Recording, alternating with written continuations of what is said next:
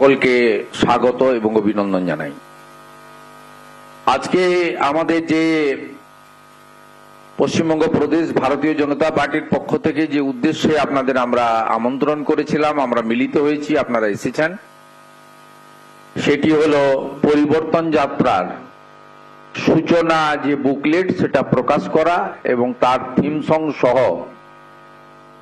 একটি অল্প স্বল্প সময়ের ভিডিও আপনাদের সামনে প্রচারিত হলো, যা সকলের মোবাইলে রাজ্যের পৌঁছে যাবে। আমি মাননীয় রাজ্য সভাপতি, রাজ্যসভার সাংসদ, অগ্রজ নেতা শ্রমিক ভট্টাচার্যকে ধন্যবাদ জানাবো। তিনি এই কর্মসূচিতে নেতৃত্ব দিচ্ছেন। আমাদের রাজ্যের প্রাক্তন সভাপতি এবং ভারত সরকারের মাননীয় রাষ্ট্রমন্ত্রী শিক্ষাবিদ ডক্টর সুকান্ত মজুমদার আছেন। আমার পরে তিনি কেন পরিবর্তন যাত্রা সে বিষয়ে তার উপস্থাপনা রাখবেন। সতীর্থ দেবজিৎ সরকার, অ্যাডভোকেট রিতেশ তেওয়ারি, নীলাঞ্জন রায়, অধ্যাপক বিমল শঙ্কর নন্দ, তাদেরকেও বা তাদের পক্ষ থেকেও আপনাদের শুভেচ্ছা জানাই। মূল বিষয়বস্তু শ্রমিকদা বলে দিয়েছে।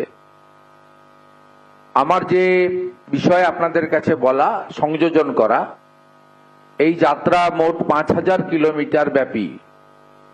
এই যাত্রার যে রুট ম্যাপ তার মধ্যে অন্তর্ভুক্ত হবে এবং ভারতীয় জনতা পার্টি যেমন গৃহ সম্পর্ক অভিযান করছে, এই অভিযান আজকের নয়, সদস্যতা সংগ্রহের সময় থেকে 24 সালের শেষ থেকে আমরা এই প্রথম এই রাজ্যের 1.5 কোটি মানুষকে ভারতীয় জনতা পার্টি পরিবারে যুক্ত করতে পেরেছি, যেটা একটি বিরাট সংখ্যা রাজনৈতিক এবং অন্যান্য দৃষ্টিভঙ্গির ভিত্তিতে।